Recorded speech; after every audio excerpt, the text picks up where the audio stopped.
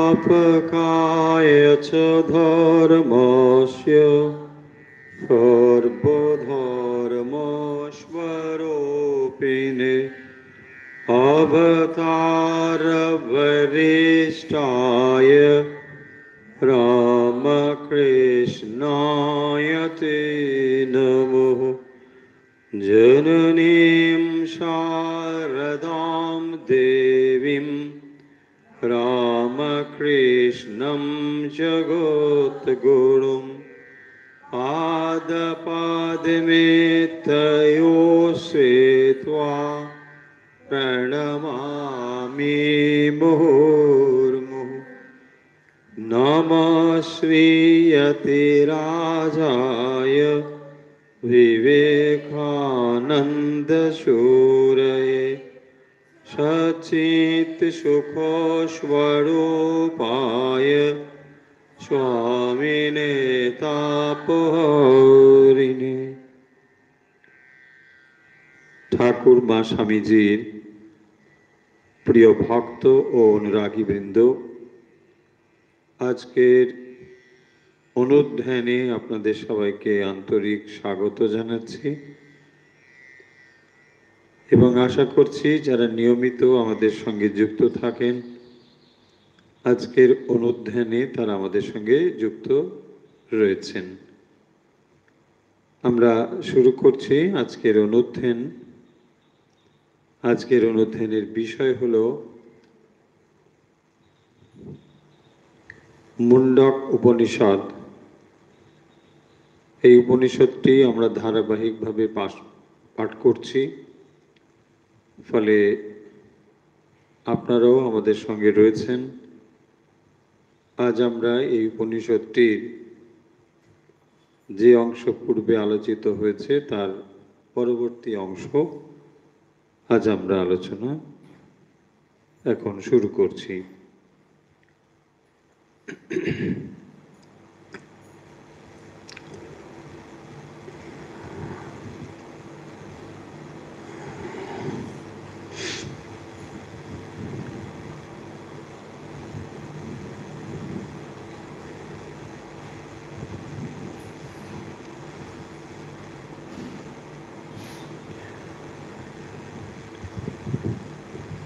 মুন্ডক উপনিষদ, অথর্ববেদীয় মুন্ডক উপনিষদ। প্রথমে আমরা শান্তি মন্ত্র পাঠ করব এবং তারপর আলোচনা শুরু করব। মুন্ডক উপনিষদের শান্তি মন্ত্র হল ভদ্রম কর্ণেভি। আসুন আমরা সকলে শুরু করি শান্তি মন্ত্র পাঠ। ওম ভদ্রম কর্ণেভি শৃণুয়াম দেবা ভদ্রম পশ্যেমাক্ষভির্যয়ত্রা स्थिरैरङ्गैस्तस्तुवागंशस्तनूभिः व्यशेमदेवहितैर्जदायुः। ॐ शान्ति शान्ति शान्तिः।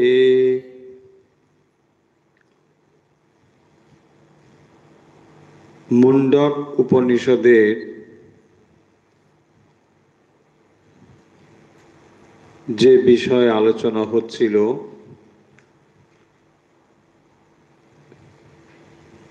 পূর্বে আলোচিত এই উপনিষদের যে বিষয়, আশা করছি আপনাদের মনে রয়েছে। আমরা তৃতীয় মুন্ডক এর প্রথম অধ্যায় আলোচনা করছিলাম এবং এই মুন্ডকটি শুরু হয়েছিল যে মন্ত্র দিয়ে, যেখানে একটি বৃক্ষ এবং দুটি পাখির ধারণা দেওয়া হয়েছে।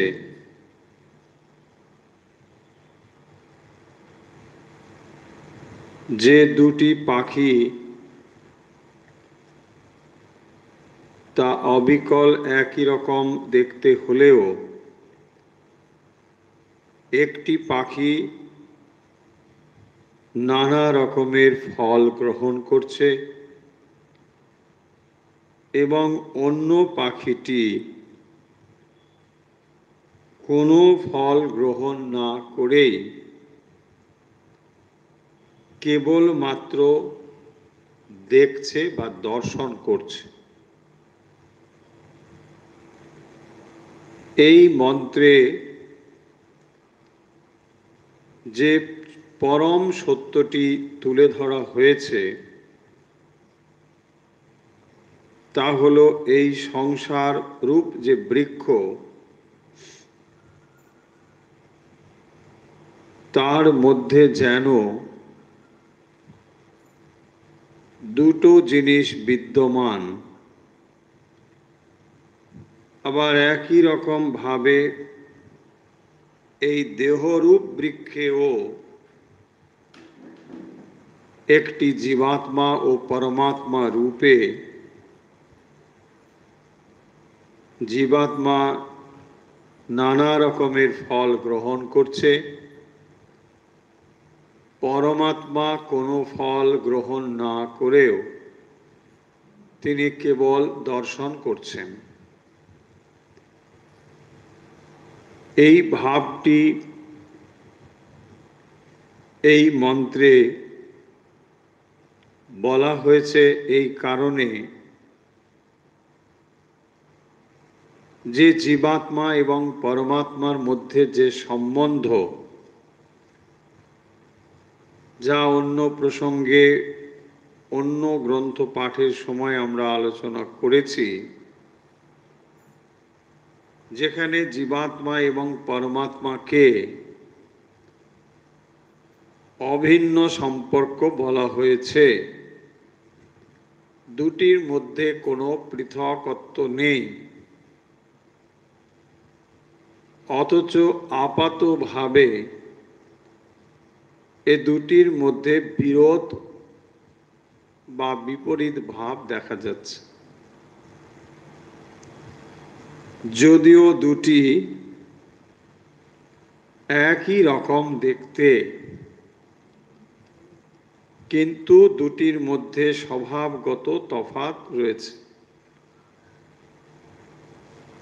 তাই জীবাত্মা হচ্ছেন কর্তা এবং ভোক্তা, যার মধ্যে কর্তৃত্ব রয়েছে, কিন্তু পরমাত্মার মধ্যে কোনো কর্তৃত্ব নেই।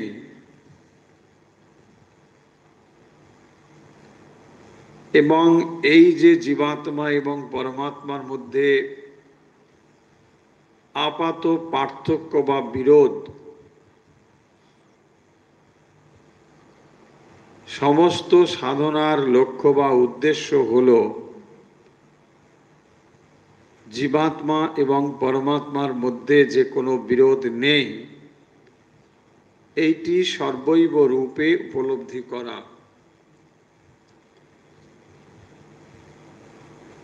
কারণ জীবের মধ্যে কর্তৃত্ব থাকার ফলে সে নানা রকম কর্ম করে চলেছে, তা কখনো ভালো, কখনো মন্দ, কখনো পাপকর্ম, কখনো পুণ্যকর্ম, নানাভাবে সে কর্ম সম্পন্ন করে চলেছে এবং এসবের ফলও তাকে ভোগ করতে হচ্ছে। অথচ জীবাত্মা এবং পরমাত্মার মধ্যে কোনো তফাৎ নেই শুধু নয়, যদি তফাৎ আছে বলি তাহলে দুটো জিনিসের মধ্যে সমত্ব দেখাতে হবে, কিন্তু বাস্তবিক এখানে দুটো বলে কিছু নেই। অদ্বৈত বেদান্ত বলবেন যে কেবল একটি আছে, সেই একটিকে দুটি বলে দেখাচ্ছে, যখন দুটো বলে দেখাচ্ছে,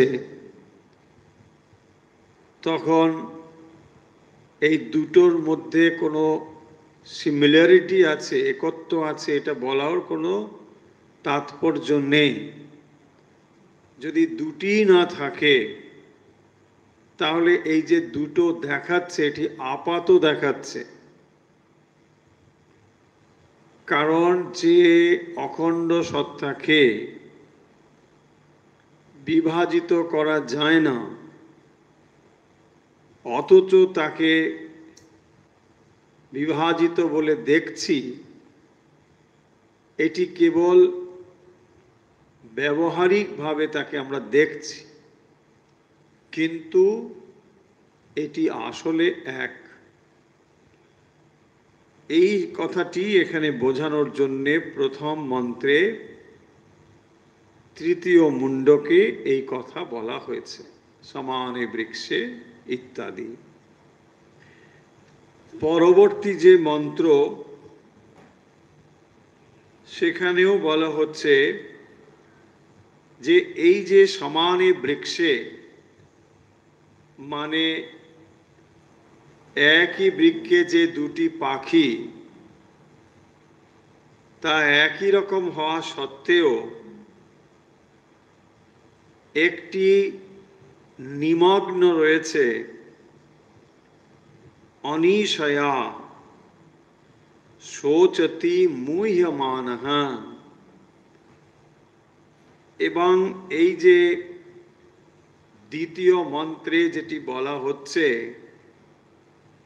যে যেহেতু এই পাখিটি একই রকম দুটি দেখা হওয়া সত্ত্বেও একটি কিন্তু নিমগ্ন রয়েছে অনিশয়া, ঈশয়া অনিশয়া।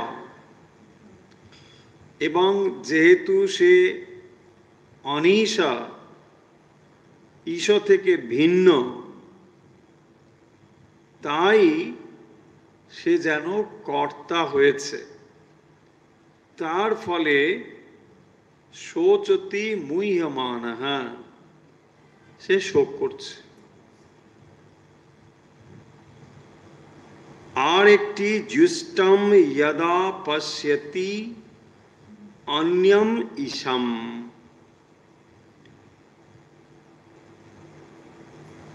অস্য মহিমানমিতি বীত শোকঃ।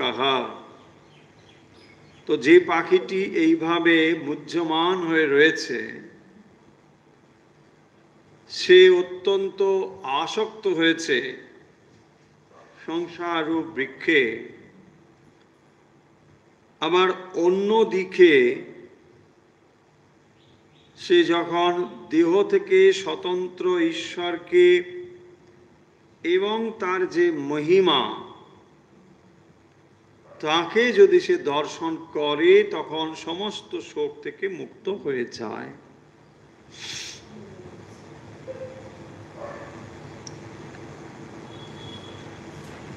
এখন এই যে জিনিসটি, যে যেখানে বাস্তবিক দুটো নেই, কিন্তু যেন সেখানে দুটি হয়েছে।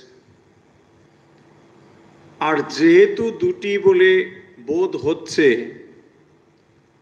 তখন জীবের মধ্যে কর্তৃত্ব বোধ জাগরিত হয়েছে। আমি কর্তা, আমি ভোক্তা, এইভাবে। কিন্তু কর্তৃত্ব আসলে জীবের মধ্যে থাকতে পারে না। প্রশ্ন হবে, কেন থাকতে পারে না? না, যার ভেতরে কর্তৃত্ব থাকতে হবে, সেখানে চৈতন্য থাকতে হবে। যদি জীবাত্মাকে আমরা কর্তৃত্ব সংযুক্ত বলে বলি, তাহলে ভুল হবে যে আসলে পরমাত্মার মধ্যেই কর্তৃত্ব রয়েছে, বা বলা ভালো, তার উপস্থিতিতেই কাজ হচ্ছে। তার ফলে যখন কাজ হচ্ছে, অথচ জীবাত্মা যেন ভাবছে কাজ করছি। এই যে মূল অজ্ঞানের জায়গাটি, যদি আমরা একটা উপমা নিই বোধহয় বোঝা যাবে। সূর্য উঠল, পদ্ম ফুল ফুটল। সূর্য উঠল, পদ্ম ফুল ফুটল। দুটো ঘটনা, সূর্য ওঠার সঙ্গে পদ্ম ফুল বিকশিত হওয়া, এই যে দুটি ঘটনা, আমরা যদি মনে করি যে সূর্য পদ্ম ফুলটিকে ফুটিয়ে দিল,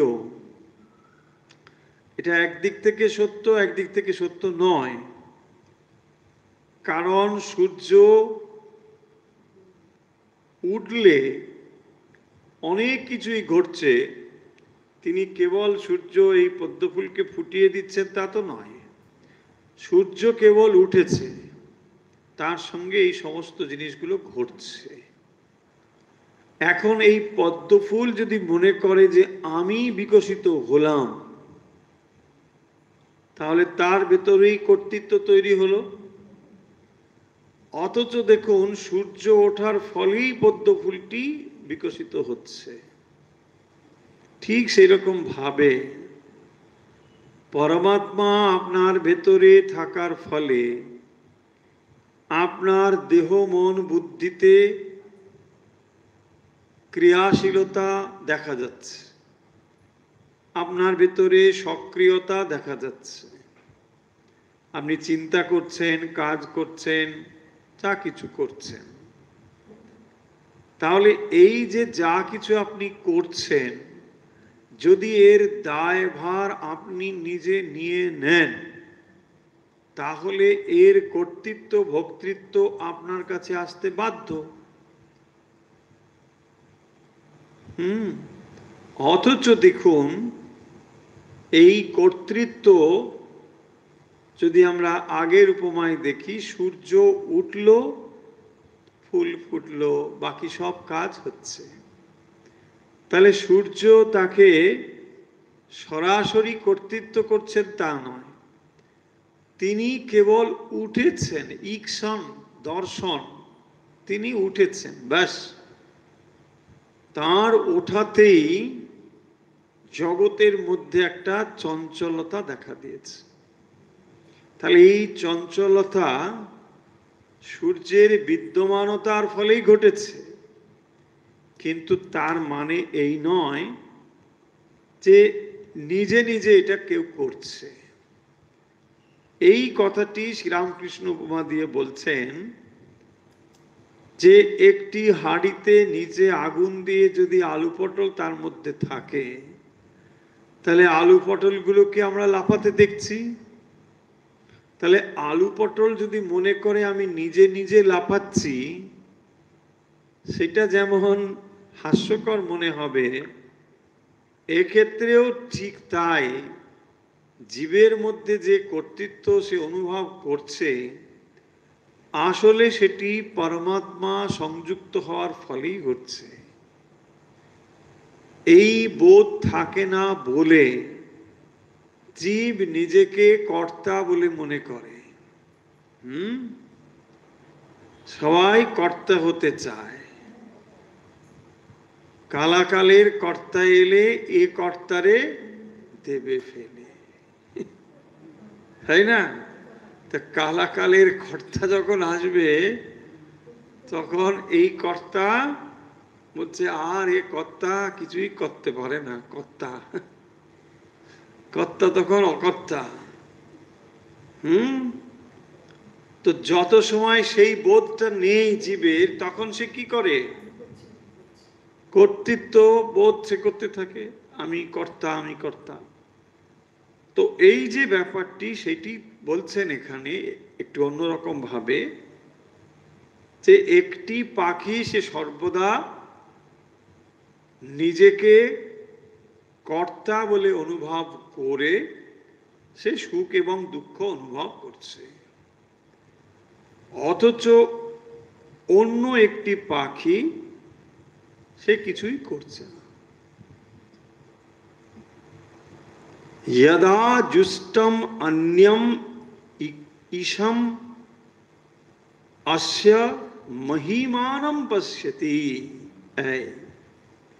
যখন जुष्टम अन्यम ধার্মিক ব্যক্তিগণ এই শরীর থেকে পৃথক ঈশম অস্য মহিমানম পশ্যতি, ঈশম অস্য মহিমানম, তার যে মহিমা তাকে যখন দর্শন করে তখন বীত শোকঃ, তখন সে সংসারকে অতিক্রম করে যায়। সাধক যখন শরীর থেকে অন্য বা শরীর থেকে পৃথক ঈশম মহিমানম পশ্যতি, যখন সেই ঈশ্বরকে দর্শন করে যা এই দেহ থেকে পৃথক। কারণ এই দেহটি মানে এটা জীবাত্মা। তখনই সে সম্পূর্ণ রূপে নিজের কর্তৃত্বকে বিনষ্ট করতে পারে। তার পরের মন্ত্র আমরা পড়েছি, যেখানে এই মহিমাটিকে আরো বিস্তারিতভাবে বলা হয়েছে, যে যেখানে বোঝানো হচ্ছে যে এই ব্রহ্মের মহিমা হলো তিনি রুক্ম বর্ণম। রুক্ম বর্ণম মানে না, তিনি হচ্ছেন স্বয়ং জ্যোতি, স্বপ্রকাশ। এই শব্দগুলো অনেকবার বলা হয়েছে। স্বপ্রকাশ কথার তাৎপর্য কি না, যেই প্রকাশ কারোর উপর নির্ভর করে না, নিজে নিজেই যিনি প্রকাশিত হতে পারেন এবং নিজের প্রকাশ হওয়ার ফলে তিনি অন্যকেও প্রকাশিত করেন, নিজেকেও প্রকাশিত করেন, তাকেই বলে স্বয়ং প্রকাশ। তিনি উদ্ভাসিত হওয়ার ফলে বা প্রকাশিত হওয়ার ফলে নিজেকে যেমন প্রকাশিত করেছেন, এই জগৎও প্রকাশিত হয়েছে। তাই তাকে বলা হয় স্বয়ং প্রকাশ, রুক্ম বর্ণম। এবং তিনি হচ্ছেন কি না, ঈশম কর্তারম, তিনি হচ্ছেন এই জগতের কর্তা পরমেশ্বর। পুরুষম ব্রহ্ম যোনিম, তিনি হচ্ছেন সমস্ত কিছুর কারণ, যেখান থেকে এই সব কিছু উদ্ভূত হয়েছে। তদা বিদ্বান পুণ্য পাপে বিধূয় নিরঞ্জনম পরমম সাম্যমুপৈতি। তাহলে পরম সাম্য, পরম সমতা কখন সেটি সম্ভব হয় না, বিধূয় পুণ্য পাপে, পাপ এবং পুণ্য এই দুটোকে বিধূয়, এ দুটো থেকে মুক্ত হয়ে। কারণ পাপ হলেও সেটি কর্ম, তার ফল আছে, পুণ্য হলেও কর্ম, তার ফল আছে। তাহলে কর্ম ফল থেকে মুক্ত হতে গেলে পাপ পুণ্য থেকে বিধূয় হতে হবে।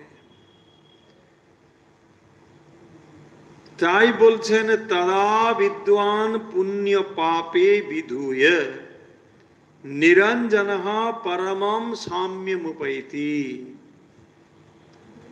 যখন সে বুঝতে পারে যে আসলে এটি দুটি বলে নেই, যদি দুটি একটি হলো এটা বলি, তাহলে কোথাও না কোথাও তফাৎ থাকবেই। দুটো জিনিস হুবহু এক হবে না, তফাৎ থাকবেই। যদি আপনি বলেন এই ত্রিভুজটির সঙ্গে এই ত্রিভুজটি এক, আসলে আপনি দুটো ত্রিভুজই তো বলছেন।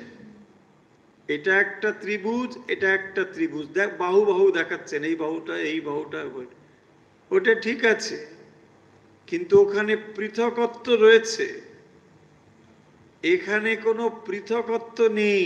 তফাৎটা বুঝতে হবে যে এটা ওর থেকে আরো ডিপার। ওখানে এ সমান বি এটা নয়, একমাত্র এই আছে বি বলে মনে হচ্ছিল। তফাৎটা বুঝুন। জীবাত্মা পরমাত্মাতে মিলিত হয়ে গেল এটাও বলা যায় না। যদি বলি জীবাত্মা পরমাত্মাতে মিলিত হলো, তাহলে তো দুটো ছিল, তাহলে আজ যদি একটা হয় কখনো কখনো আবার একটা হতে পারে। ধরুন একটা জলস্রোত একটি জলাশয়ে গিয়ে পতিত হচ্ছে, তাহলে একটা স্রোত গিয়ে আর একটা পুষ্করিণীতে বা পুকুরে পড়ছে, গিয়ে মিলে গেল। যদি এটা ওটাতে গিয়ে মিলে যায়, গভীর সূক্ষ্মতাটাকে বুঝতে হবে। তাহলে একটা জিনিস এখানে গিয়ে মিলল মানে আবার ভবিষ্যতে ওখান থেকে আর একটা বেরিয়ে যেতে পারবে। ব্যাপারটা এরকম নয়। কেবল উপমা দিয়ে আপনাদের ধারণাকে পরিষ্কার করবার জন্য কখনো কখনো তা বলা হয়। একেবারে চূড়ান্ত অদ্বৈতবাদী যারা, তারা বলবেন যে এটা দুটো তো কোনোদিন ছিল না, একটা দুটো হয়ে মানে আবার একটা হচ্ছে এরকমও নয়। চিরকাল এটি একটি ছিল, সেই একটি যেন পৃথক বলে মনে হচ্ছিল, যেন অ্যাজিভ, পৃথক ছিল না। তাহলে ভালো করে দেখুন, যখন বলা হচ্ছে জীবাত্মা এবং পরমাত্মা, এটি কেবল ব্যবহারিকভাবে বোঝানোর জন্যই বলা হচ্ছে। জীবাত্মা পরমাত্মা বা পরমাত্মা জীবাত্মা হয়েছেন তা নয়, পরমাত্মাই আছেন চিরকাল। যে এক ব্রহ্ম এসব হয়েছেন এটাও বলা যাবে না। কেন বলা যাবে না? যদি ব্রহ্ম থেকে এটা হয়, তাহলে ব্রহ্ম পরিণামী বস্তু হয়ে গেলেন। ভালো করে বুঝুন তফাৎগুলো, মাথা কাজ করবে কিনা জানি না, যদি বুঝতে নাও পারেন তাহলে ভালো শুনুন। বলছি বাবা কিছু বুঝতে পারি না। হ্যাঁ, ব্যাপারটা হচ্ছে কথাগুলোর মধ্যে তফাৎ। যদি বলি একটি আরেকটি হয়ে গেল, তখন দুটো জিনিসকে তো আমরা মেনেই নিচ্ছি। এখানে দুটো জিনিস হচ্ছে না। আপনি অদ্বৈত বেদান্ত বলবে যে চিরকাল সেই পরমাত্মাই আছেন, তোমার অস্তিত্ব বলে যেটা বোঝো এটাই হচ্ছে মিথ্যা। তোমার কোনো অস্তিত্বই নেই, অন্তত পারমার্থিক দৃষ্টিতে নেই। এই হচ্ছে অদ্বৈত বেদান্তের চূড়ান্ত সিদ্ধান্ত। যদি আপনি মনে করেন যে আমি জগৎ দেখছি, আমি নিজেকে অনুভব করছি, এইটি কেবল ব্যবহারিকভাবে আপনি অনুভব করছেন। চিরকাল এই ভাবটি নেই, কেবল ব্যবহারিক সত্তা এটা রয়েছে। সেই জন্য বলা হচ্ছে যে একটি জিনিস আর একটি জিনিসের সঙ্গে মিশে যাচ্ছে তা নয়, কেবল একটি ছিল। দেখুন ভালো করে সেই এক্সাম্পলটার কাছে চলুন, যেখানে দড়িটিকে সাপ বলে মনে হচ্ছিল। বাস্তবিক কি দুটো? যে একটা দড়িও দেখছি, একটা সাপও দেখছি? নো। এবারে দেখুন, যেটা জীবাত্মা এবং পরমাত্মা বলছেন, যদি এই জিনিসগুলো মাথায় ঢোকাতে পারেন, রসটা পারবেন। আর না হলে ওই কি বলে খালি এক কথা রোজ, এই বুঝতে আমি কি করব, আমার আর ক্ষমতা নেই। বারবার এক কথা বলার চেষ্টা করছি জিনিসটা মাথায় ঢোকানোর জন্য। এর থেকে সহজ করে বলা যায় কিনা আমি অন্তত জানি না। তো যেখানে জিনিসটি বলা হচ্ছে একটু শোনার চেষ্টা করুন। খালি কথা বললে আমাকে বলতে হচ্ছে, তো আমি তো পড়ছি না রে বাবা, তো কথা বললে তো আমার চিন্তাটা ব্যাহত হয়, তো এটা বোঝার চেষ্টা করুন। তো যখন দুটো জিনিস আছে তখন একটি আর একটিতে মার্জ হয়ে যাচ্ছে, এটা নয়। যখন আমি দেখছি, ভালো করে ভাবার চেষ্টা করুন, যখন দেখছেন আপনি দড়িটাকে, তখন আপনি ওটাকে দড়ি দেখছেন না, ওটাকে সাপই দেখছেন, তাই না? ভ্রান্তি অবস্থাতে কেবল ওটাকে আপনি সাপই দেখছেন, তখন দড়ির বলে কোনো বোধই আপনার হচ্ছে না। ঠিক সেরকম ভাবে যখন আপনি ভ্রান্তি দর্শন করছেন, মানে আপনি অজ্ঞানে রয়েছেন, তখন আপনি কি অনুভব করছেন? আমি জীবাত্মা, আমি কর্তা, আমি ভোক্তা, তাই না?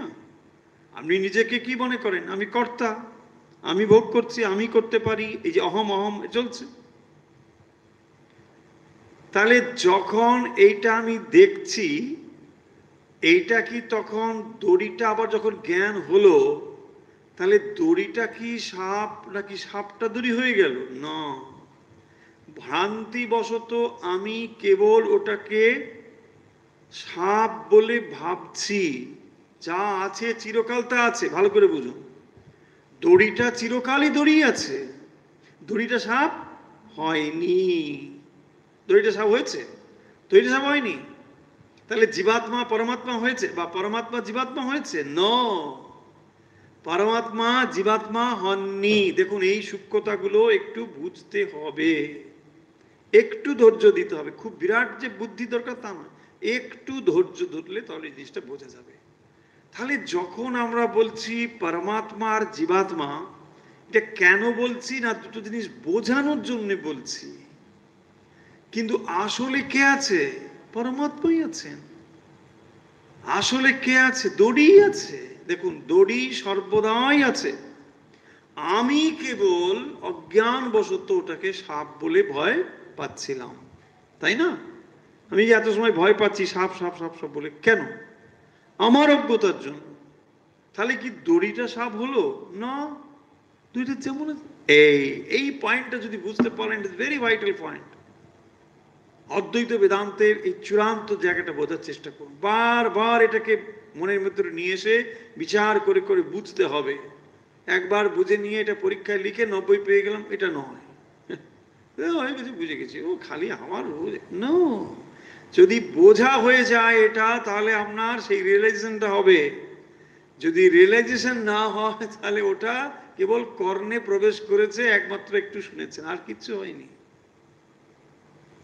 এত অধৈর্য হলে বেদান্ত শোনা যায় না, তাই না?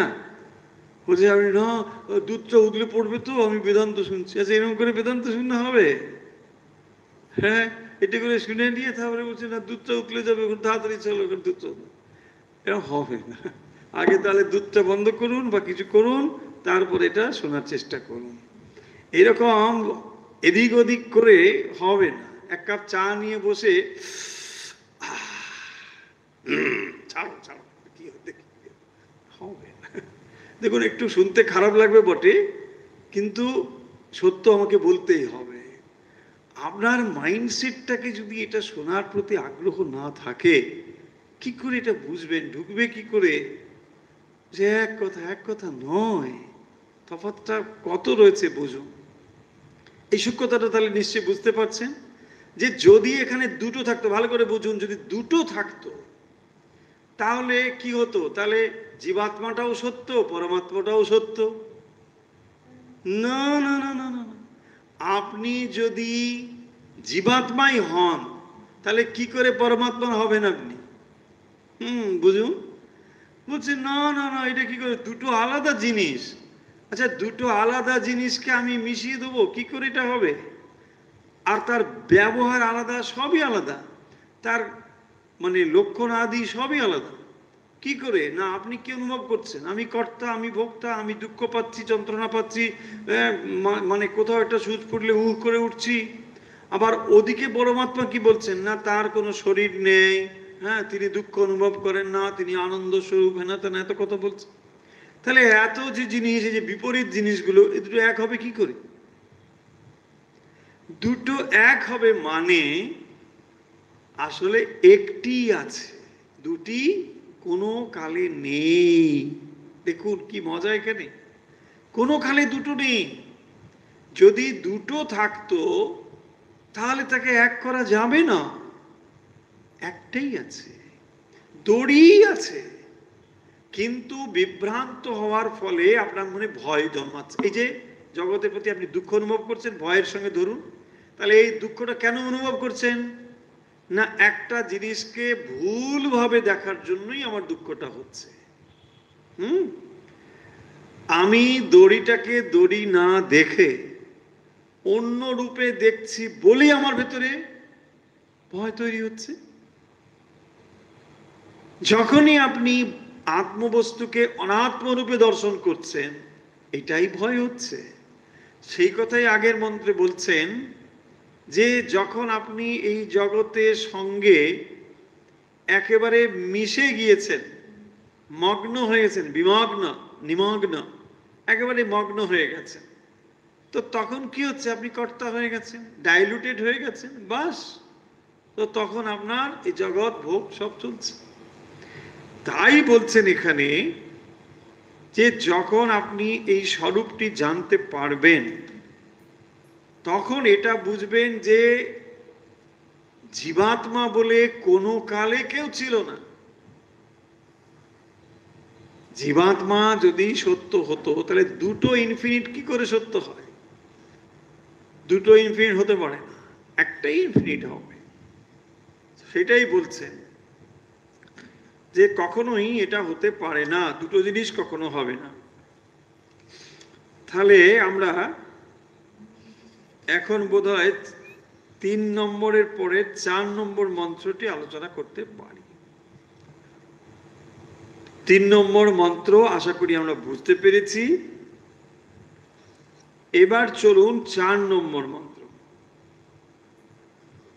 যে সেই যে পরমেশ্বর, যদিও তিনি আমাদের মধ্যে ব্যক্তি রূপে প্রকাশ পাচ্ছেন, সেই পরমেশ্বরই প্রকাশিত হচ্ছেন, কিন্তু তিনি যেন এখন ব্যক্তি রূপে প্রকাশ পাচ্ছেন। একজন মানুষ, আপনি আপনার নাম বলছেন অমুক তমুক, এই যে ব্যক্তি, তিনি সেই প্রাণেরও প্রাণ, যদিও তিনি সর্বভূতে বহুভাবে প্রকাশিত হয়েছেন। প্রাণেরও প্রাণ মানে কি? প্রাণী কাকে বলে? যিনি প্রাণন ক্রিয়া করেন, এই যে শ্বাস নিচ্ছেন ছাড়ছেন, প্রাণের লক্ষণ হচ্ছে এটাই। তাহলে এই প্রাণেরও তিনি হচ্ছেন প্রাণ স্বরূপ। সেই কথাটি পরবর্তী মন্ত্রে 4 নম্বর মন্ত্রে বলা হচ্ছে। তৃতীয় মুন্ডকের প্রথম অধ্যায়ের মন্ত্র নম্বর 4।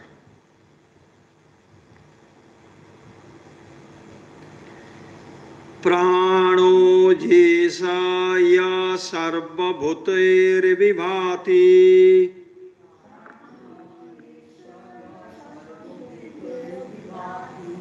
প্রাণো যেষায়া সর্বভূতৈর্বিভাতি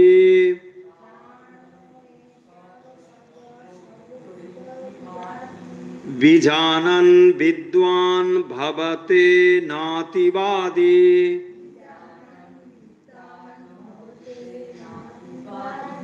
বিজানন বিদ্বান ভবতে নাতিবাদী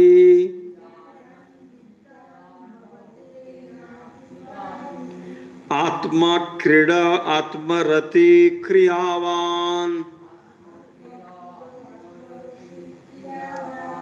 এষা ব্রহ্মবিদাম বরিষ্ঠঃ। অনেকগুলো কথা রয়েছে, আমরা একটু একটু করে বোঝার চেষ্টা করি। প্রাণ ইয়েষা ইয়া সর্বভূতৈর বিভাতি। ইয়া মানে হচ্ছে যিনি, ইয়াহি প্রাণঃ এষঃ সর্বভূতৈর বিভাতি। সর্বভূতৈ, সর্বভূতই মানে ব্রহ্ম থেকে স্তম্ভ পর্যন্ত সবকিছু, সর্বভূতই। এষঃ মানে সেই যে ব্রহ্ম, ইয়া প্রাণঃ এষঃ সর্বভূতৈর বিভাতি, যিনি সমস্ত কিছুতে বিবিধভাবে প্রকাশিত হয়েছেন, ব্রহ্মাদি স্তম্ভ পর্যন্ত সমস্ত ভূত রূপে। কিসের দ্বারা? না প্রাণ, প্রাণের দ্বারা। তো প্রাণের দ্বারা যিনি সমস্ত কিছুতে বিবিধভাবে প্রকাশিত হয়েছেন, বিজানন, তাকে জেনে, বিজানন। বিদ্বান অতিবাদী ন ভবতে, না ভবতে মানে না ভবতি, বৈদিক প্রয়োগ। নাতিবাদী প্রাণ এষা যা সর্বভূতৈর বিভাতি। সর্বভূতৈর বিভাতি, দেখুন সমস্ত কিছুর ভেতরে জীবকে শ্বাস নিতে হচ্ছে, প্রাণ কাজ করতে হচ্ছে। তাহলে এই যে প্রাণের ক্রিয়া, সেইটি বলছেন যে তিনি সমস্ত কিছুর মধ্যে, জীবের মধ্যে প্রাণ রূপে প্রকাশিত হয়েছেন। সমস্ত ভূতের মধ্যে বিভাতি, তিনি নিজেকে প্রকাশিত করেছেন। এইটি যিনি জানেন, বলছেন বিজানন, এইটিকে জেনে। বিদ্বান ন অতিবাদী ভবতি, অতিবাদী আর হয় না। তো এই প্রাণ অর্থাৎ সেই পরমেশ্বর সর্বভূতে বিরাজ করছেন, প্রকাশ করছেন, একে যে বিদ্বান জানেন, এটাকে তিনি নাতিবাদী। নাতিবাদী মানে নাতির কথা বলে, হ্যাঁ না, নাতিবাদী। ন অতিবাদী,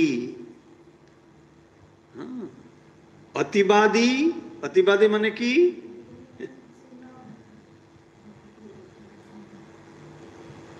অতিবাদী মানে যে বেশি কথা বলে, নাতিবাদী মানে যে বেশি কথা বলেন।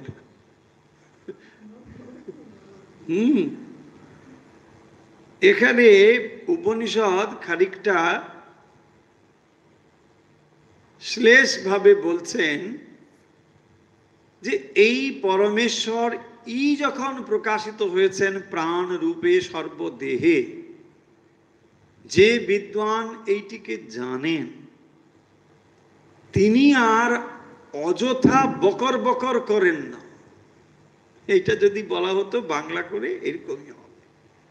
অযথা বকর বকর করা মানে নিজেকে জাহির করবার একটা ইচ্ছে, তাই না? সর্বত্র আপনি দেখুন বকর বকর চলছে। কেন?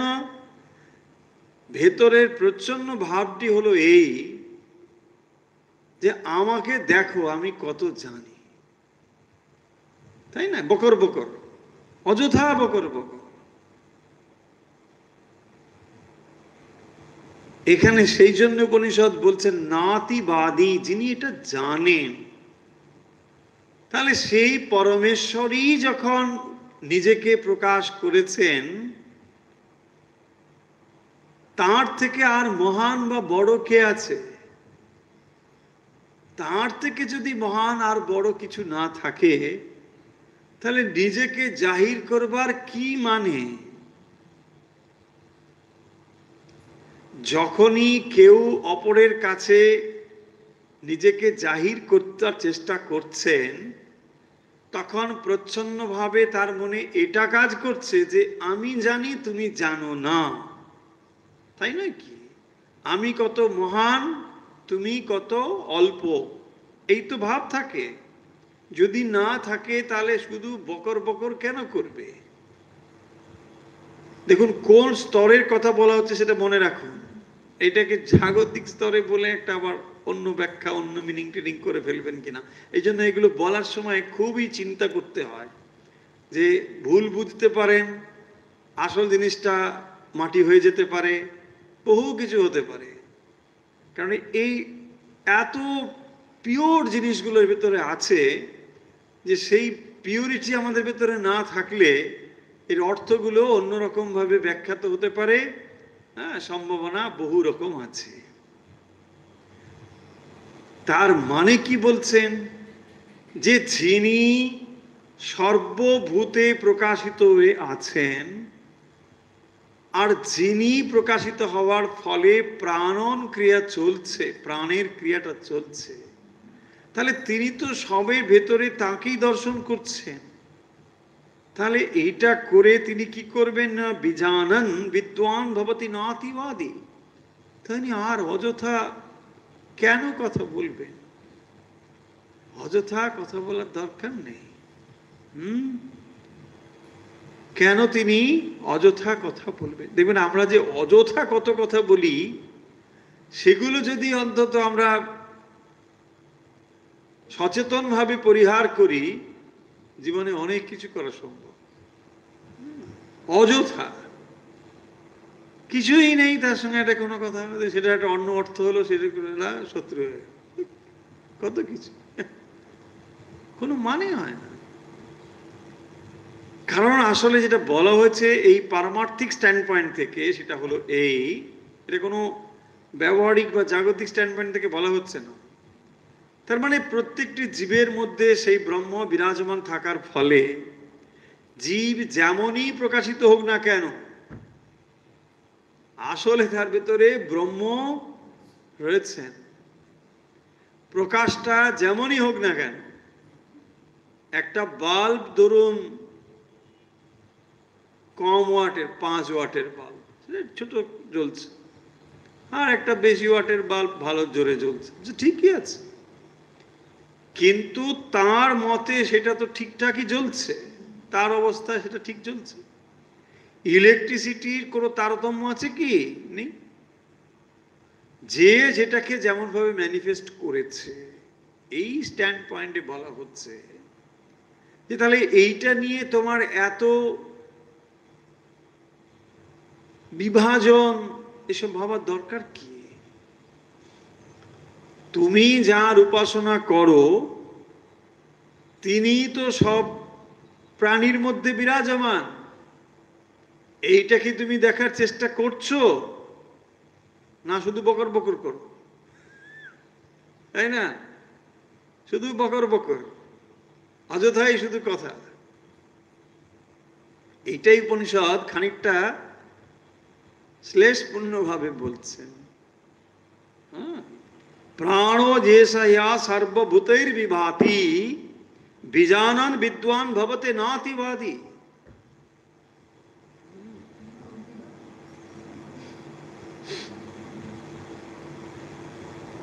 কি হবে তাহলে? তারপরে বলছেন আত্মক্রীড় আত্মরতি ক্রিয়াবান এষ ব্রহ্মবিদাম বরিষ্ঠ। এষা ব্রহ্মবিদাম বরিষ্ঠ। ব্রহ্মবিদ, দেখুন ব্রহ্মবিদ মানে ব্রহ্মজ্ঞানী, তার মধ্যে আবার বলছেন বরিষ্ঠ মানে ফার্স্ট ক্লাস, তাই না? তার মধ্যে আবার ক্লাসিফিকেশন, কিসের মধ্যে? ব্রহ্মজ্ঞানীর মধ্যে। আরে বাবা, ব্রহ্মজ্ঞানী তো ব্রহ্মজ্ঞানী, তার আবার ক্লাসিফিকেশন। ব্রহ্মবিদ, ব্রহ্মবিদ বরিয়ান, ব্রহ্মবিদ বরিষ্ঠ, সব ক্লাসিফিকেশন। বরিষ্ঠ সেই যাজ্ঞবল্ক্যর গল্প জানেন তো, ঋষি যাজ্ঞবল্ক্য। রাজা জনক একবার এই ঋষিদের সবাইকে ডেকেছেন যে ঋষিদের মধ্যে আবার কে শ্রেষ্ঠ ব্রহ্মজ্ঞ আমি দেখতে চাই। ভালো ডিক্লেয়ার করে দিয়েছেন। তখনকার দিনে প্রাইজ দেবার তো অন্য কিছু ছিল না। এখন ধরুন অন্য কত রকম প্রাইজ আছে, একটা দামি গাড়ি দেওয়া হবে, দামি ওই প্রাইজ, কত রকম প্রাইজ। তখন ছিল গাভী। ধন সম্পদের মূল্যায়ন করা হতো গাভী দ্বারা। যার যতগুলি গাভী আছে সে তত ধনী ব্যক্তি। গোয়াল ভরা গাভী। আবার গাভীর বাহার আছে, শুধু গাভীর বলে হবে না। সেই গাভীর সোনা দিয়ে মোড়া থাকবে। যে বলদের শিং আছে সেই শিংয়ের মধ্যে আবার সোনা দিয়ে পাত দিয়ে মোড়ানো, নানা রকম সব। এগুলো হচ্ছে ধনবান ব্যক্তিদের ঐতিহ্যের এইসব একটা নিদর্শন। আমার গোশালায় এত গাভী রয়েছে, সেই গাভী এইভাবে পরিচর্যা করা হয়। ভাবুন তাহলে। এইরকম ভাবে ঋষি মানে জনক ঋষি তিনি ডিক্লেয়ার করে দিলেন যে যিনি নিজেকে ব্রহ্মবিদ বরিষ্ঠ বলবেন তাকে 1000 গাভী দেওয়া হবে। ভালো কথা, ডিক্লেয়ার করে দিয়েছেন। সবাই হাসি, সব ঋষি মুনি সব সেখানে চলে গেছে। কেউ আর কোনো কথা বলছে না, সবাই বসে আছে, সব ঋষি মুনি। কেউ কি কথা বলবে? এখন ধরুন যদি কোনো কথা বলে তাহলে তাকে কাউন্টার করাও যাবে যে তুমি এখন নিজেকে যে বলছো তুমি ব্রহ্মবিদ, তুমি প্রমাণ করো। আর যদি প্রমাণ করতে যাও তাহলে তো বলতে তুমি তো অহংকারী। তাহলে তুমি এখন ব্রহ্মজ্ঞান কোথায় তোমার? তুমি তো অহংকার, তুমি তো অহংকারে বসে এসব করতে এসছো। সমস্যা আছে। আর খেয়ে কথা বলবে? এত ঋষি মুনি সব বড় বড় সব ঋষি, তার সঙ্গে কথা বলবে কে? তখন হঠাৎ করলেন কি, যাজ্ঞবল্ক্য ঋষি তিনি উঠে পড়লেন। উঠে দাঁড়িয়ে বলছেন তার শিষ্যদেরকে, যাও ওই 1000 গাভী খুলে আমার গোশালায় নিয়ে যাও। আরে এতজন বসে থাকতে তুমি হঠাৎ এই আদেশ দিয়ে দিলে কেন? তুমি কি ব্রহ্মবিদ বরিষ্ঠ? কে তুমি? বলছেন না, আমার গাভীর দরকার ছিল, আমি তাই বললাম। আমার গাভীর দরকার ছিল, আপনারা কেউ বলছেন না, তো আমার দরকার, আমি বললাম নিয়ে যা। বলছেন না না, তা হবে না, তোমাকে এখানে বিচার করতে হবে, তারপরে তোমার গাভী তোমার দেওয়া হবে, আগে বিচার করতে হবে। এই বলে বৃহদারণ্যক উপনিষদ বলে একটি উপনিষদ আছে। উপন্যাস নয়, উপনিষদ। কি উপনিষদ? বৃহদারণ্যক। হ্যাঁ, ওই কি আরণ্যক উপন্যাস নয় কিন্তু, বৃহৎ আরণ্যক। হ্যাঁ, তো সেই উপনিষদের এটা হলো প্রেক্ষাপট। এরপরে গার্গীর সঙ্গে এই যাজ্ঞবল্ক্যের কথোপকথন রয়েছে। সেটি অপূর্ব একটি উপনিষদ। তিনি দেখাচ্ছেন কিভাবে তার সঙ্গে আর্গুমেন্ট হচ্ছে। সেই সমস্ত আর্গুমেন্টগুলো আমরা পরে কখনো বলবো। সেখানে এই ব্রহ্মবিদ বরিষ্ঠ, ব্রহ্মবিদ বরিয়ান ইত্যাদি সব ব্যাপারগুলো রয়েছে। তো এখানে বলছেন যে যিনি এই ব্রহ্মকে জানেন তিনি কি হন না আত্মক্রীড় আত্মরতি ক্রিয়াবান। এই শব্দগুলো একটু আমাদের বুঝতে হবে। প্রথম শব্দ হচ্ছে আত্মক্রীড়া। আত্মক্রীড়া কাকে বলে না, যিনি নিজে নিজেই খেলা করতে পারেন। ক্রীড়া শব্দের অর্থ হচ্ছে খেলা। যত খেলা আপনি খেলে চলেছেন এই বিশ্বে, যত মানুষ, সব দেখবেন কোনো একটা কিছু নিয়ে খেলছে, নিজে নিজে খেলছে না। আপনি যদি বলেন না না এখন দাবার চাল নিজে নিজে দেওয়া যায় না, ওটা একটা কম্পিউটার আছে, ওটা আত্মক্রীড়া নয়। কম্পিউটারে আপনি বসে চাল দিচ্ছেন, ওটা আত্মক্রীড়া নয়, একটা উপকরণ লাগে। আর ঠাকুর এখানে বলেছেন দুটো খেলার জিনিস এই জগতে রয়েছে, কি? কামিনী, কাঞ্চন। এই হচ্ছে খেলার জিনিস। এই জগৎ মুগ্ধ হয়ে আছে কেবল এই দুটো জিনিসে। এই দুটোই হচ্ছে খেলার জিনিস, কামিনী আর কাঞ্চন। আপনি দেখুন যত খেলাধুলো যা কিছু চলছে, রাজনীতির চাকা থেকে সমাজনীতির চাকা, সবই এই দুটো চাকাতেই ঘুরছে। না না ওখানে না একদম ভালো ক্রিকেট, ক্রিকেট হলেও কি আছে ওখানে, আসলে গপ্প আছে অর্থের, আছে কি না? ভাবুন যদি টাকা না থাকে ওখানে হবে? এই যে রাজনীতিতে মারপিট টারপিট হয়, আমরা শুনি না মাঝে মধ্যে, দেখুন ওখানে টাকার গন্ধ আছে বলেই তো হয় নাকি? যদি ভাবুন তো রাজনীতিতে কোনো টাকা বলে কিছু নেই, কোনো দলের কথা বলছি না, আমি রাজনীতির কথা বলছি। যদি টাকা পয়সা বলে কোনো কিছু না থাকে, মারপিট থাকবে? দেখবেন কালকেই বন্ধ হয়ে যাবে। ওখান থেকে পয়সা বলে যে জিনিসগুলো টাকা পয়সার ব্যাপার, ওগুলো সরিয়ে নিন, দেখবেন সারা পৃথিবী থেকে রাজনীতিতে আর কোনো মারপিট নেই, কিচ্ছু নেই। তার মানে এই জগৎ যে দৌড়াচ্ছে কিসের জন্য? এই দুটি খেলা খেলে চলেছে, তাকে বলা হয় কামিনী কাঞ্চন। হ্যাঁ, এই দুটো খেলাই চলছে। আর একমাত্র ব্রহ্মজ্ঞানী হচ্ছেন আত্মক্রীড়া, কারণ তিনি কোনো কিছুর উপর নির্ভর ছাড়াই নিজে নিজে আনন্দ অনুভব করেন। আত্মক্রীড়া, তিনি নিজে নিজেই সেই খেলা অনুভব করছেন। আত্মক্রীড়া, আত্মরতি। আত্মরতি, রতি মানে আনন্দ, নিজে নিজেই আনন্দ অনুভব করছেন, তাকে বলে আত্মরতি। রতি আর ক্রীড়ার মধ্যে তফাৎ খানিকটা রয়েছে। একটি হলো মানসিক অবস্থা, আর একটা হলো শারীরিক অবস্থা। এই দুটোকে তফাৎ বোঝানোর জন্য দুরকম শব্দ বলা হয়েছে, আত্মক্রীড়া, আত্মরতি। তিনি নিজেই নিজে আনন্দ অনুভব করছেন, কোনো কিছুর বস্তুর প্রয়োজন নেই। একমাত্র ব্রহ্মজ্ঞানী ছাড়া এই জগতে সকলেই কোনো না কোনো বস্তুর উপর নির্ভর করছে। ভাবুন, আপনি বলছেন আমার বই পড়তে ভালো লাগে, ওটাও কিন্তু একটা অবলম্বন, ওটা পূর্ণভাবে আত্মরতি হচ্ছে না। বেটার, পরচর্চার থেকে গ্রন্থ পাঠ করছেন, ইজ বেটার, বাট আত্মক্রীড়া, আত্মরতি এটা হচ্ছে না। তফাৎটা এইটুকুই, আর কিছু না। আপনি বই পড়তে ভালোবাসেন, দ্যাটস গুড। আপনি ধর্মশাস্ত্র পাঠ করছেন, এটা গুড। অন্য কথা, অন্য কিছুর থেকে এটা বেটার। কিন্তু আত্মক্রীড়া, আত্মরতি মানে তিনি আত্মাতেই আনন্দ অনুভব করেন, নিজে নিজেই।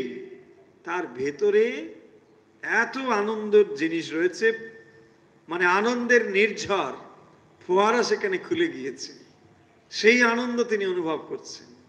বাইরের আর কিছু দরকার নেই। সাধারণ মানুষকে ওরা গান শুনলেন ভালো লাগলো, তাহলে এটা গানটা শুনলে ভালো লাগলো, কিন্তু তিনি ভেতরের সঙ্গীতকে শ্রবণ করছেন, তার আর বাইরের অবলম্বন দরকার নেই। ভাবুন কত ভালো না, যে গানের জন্য পয়সাই খরচা করতে হবে না, আপনার কোনো টিভিও দরকার নেই, কিছুই দরকার নেই, খালি ওটাকে টিউন করলেই হয়ে গেল, ভেতরিতে সবসময় গান চলছে। ভালো না? যে কোনো অবস্থায় আপনি ঘুমিয়ে থাকলেও গান বাজছে। আরে বাবা, আত্মক্রীড়া, আত্মরতি, ক্রিয়াবান। ক্রিয়াবান কি না, যার সমস্ত কর্তব্য সমাপ্ত হয়েছে তিনি হচ্ছেন ক্রিয়াবান। সেখানে আর তার কোনো কর্তব্য নেই। যেখানে আর কোনো কর্তব্য নেই মানে তার আর প্রাপ্ত অপ্রাপ্ত বলে কিছু নেই, যে এটা আমাকে পেতে হবে, এটা পেতে হবে না, এরকম কিছু নেই। তাই তিনি হচ্ছেন ক্রিয়াবান।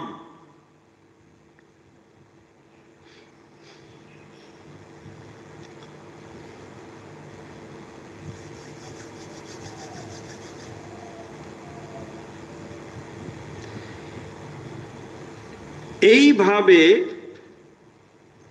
যিনি সর্বভূতে সেই পরমেশ্বরকে দর্শন করেন বা জানেন, তিনি কি হন? এসব ব্রহ্মবিদাম বরিষ্ঠ, তিনি হচ্ছেন ব্রহ্মবিদের বরিষ্ঠ, শ্রেষ্ঠ ব্রহ্মবিদ, ব্রহ্মজ্ঞানীদের মধ্যে শ্রেষ্ঠ। তিনি চারটি শব্দ এখানে লক্ষ্য করুন: নাতিবাদী, আত্মক্রীড়, আত্মরতি, ক্রিয়াবান। তিনি এইরকম হয়ে যান। সময় শেষ, আজকের আলোচনা এখানে শেষ করছি। পরের দিন আমরা এই মন্ত্রটি আরেকবার আলোচনা করে তারপর পরবর্তী মন্ত্রে যাব। এই মন্ত্রগুলোর ভেতরে সূক্ষ্মতা রয়েছে, এগুলোকে একটু বুঝতে হবে। সব কথা একসঙ্গে হয়তো নাও বুঝতে পারেন, কিন্তু ধীরে ধীরে এগুলোকে চিন্তা করলে, বুঝলে নিশ্চয়ই খানিকটা হলেও ধারণা করতে পারবেন। যতটুকু ধারণা গ্রন্থ পাঠ থেকে সম্ভব ততটুকু ধারণা অন্তত করতে হবে। এছাড়াও পূর্ণ ধারণা করবার জন্য খানিকটা জায়গা খালি আছে। সেটা কি না, এইটিকে পূর্ণভাবে অনুভব করতে গেলে প্রত্যক্ষ অনুভব দরকার। সেটি সাধন সাপেক্ষ, কিন্তু বুদ্ধি দিয়ে যতদূর বোধ করা সম্ভব ততটা আমাদের নিশ্চয়ই বুঝতে হবে। তাই একটু মন দিলে এটা নিশ্চয়ই বোঝা যাবে। আসুন তাহলে আজকের কথা এখানে শেষ করছি, ফিরে আসছি অভ্যাস পর্বে। যে যেখান থেকে আমাদের সঙ্গে যুক্ত রয়েছেন, আমরা এখন শুরু করছি প্রাণায়াম। বসুন মেরুদণ্ড সোজা রেখে, শ্বাস বাম দিকে নিন ও ধীরে ধীরে শ্বাস ডান দিকে ছেড়ে দিন। শ্বাস নিন বাম দিকে, ধীরে ধীরে শ্বাস নিন ডান দিকে। শ্বাস বাম দিকে নিন ও ডান দিকে ছেড়ে দিন।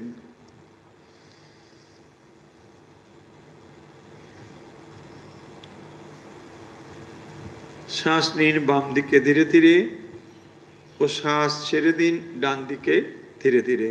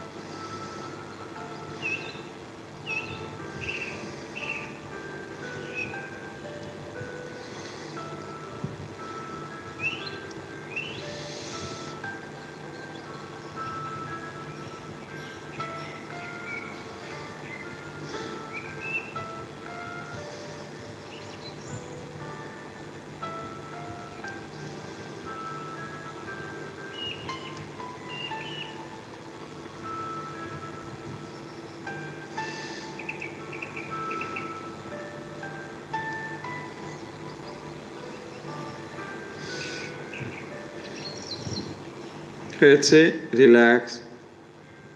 এবার ডান দিকে শ্বাস নিন, ধীরে ধীরে শ্বাস বাম দিকে ছেড়ে দিন। আমরা অভ্যাস করছি প্রাণায়াম। যে যেখান থেকে এখন আমাদের সঙ্গে রয়েছেন, শ্বাস ডান দিকে নিন ও ধীরে ধীরে শ্বাস বাম দিকে ছেড়ে দিন।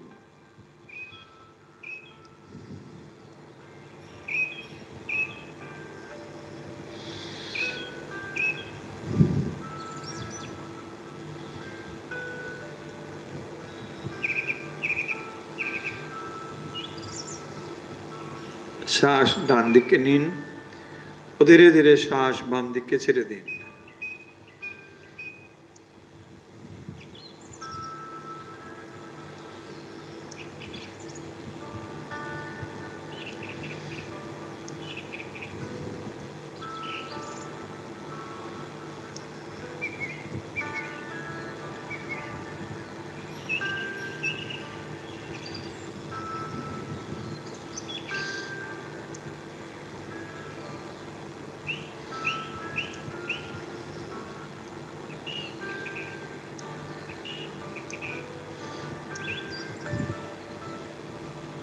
হয়েছে, রিল্যাক্স।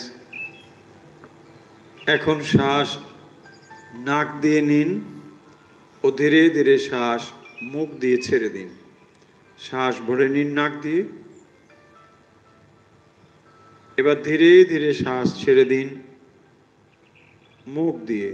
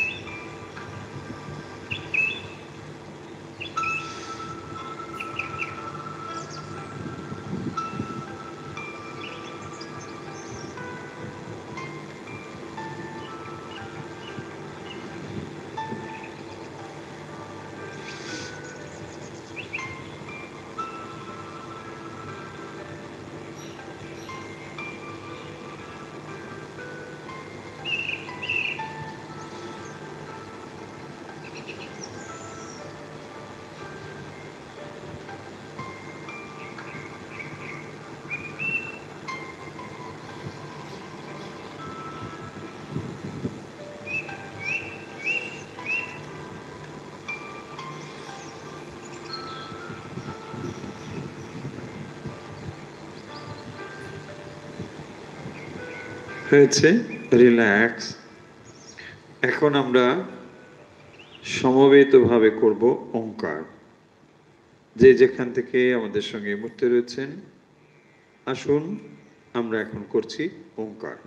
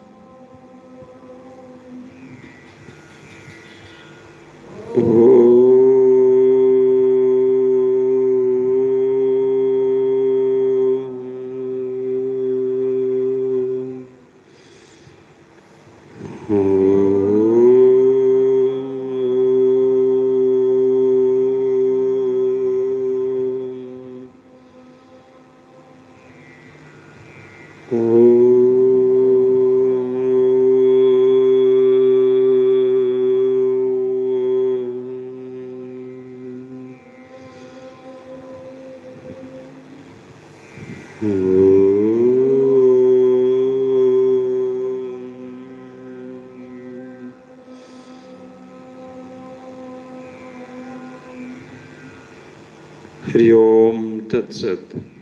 ধীরে ধীরে চোখের পাতা মেলুন, হাত নাড়ুন, পা নাড়ুন, হাত দুটো ঘষে চোখে মুখে স্পর্শ করে দিন। এখন সমবেতভাবে রামকৃষ্ণ শরণম।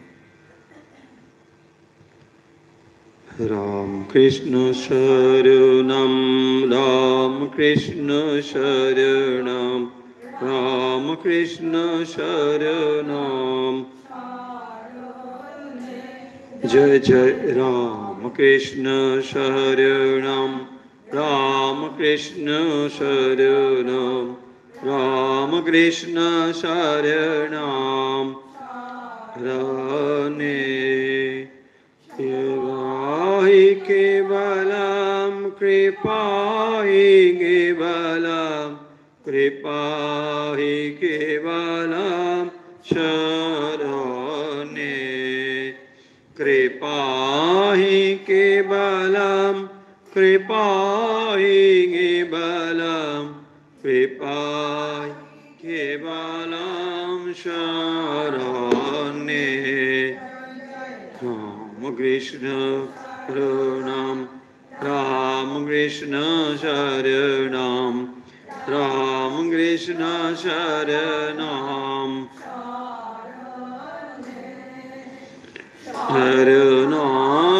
शरणागतोऽहं, शरणागतोऽहं, शरणागतोऽहं शरणे।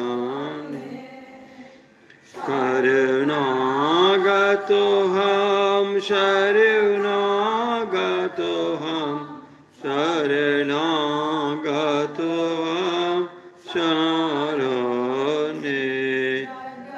रामकृष्ण शरणं, रामकृष्ण शरणं, रामकृष्ण शरणं।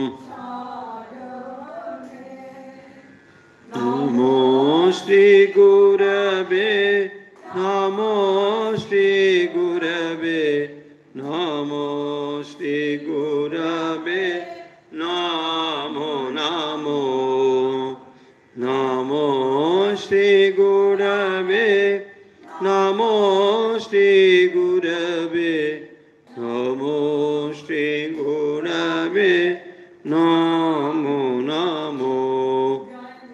रामकृष्ण शरणं, रामकृष्ण शरणं, रामकृष्ण शरणं शरणे। रामकृष्ण रामकृष्ण जय जय रामकृष्ण, रामकृष्ण रामकृष्ण जय जय रामकृष्ण, रामकृष्ण रामकृष्ण जय जय रामकृष्ण, रामकृष्ण रामकृष्ण जय जय राम। रामकृष्ण शरणं, रामकृष्ण शरणं, रामकृष्ण शरणं। जय जय रामकृष्ण शरणं, रामकृष्ण शरणं, रामकृष्ण शरणं शरणे।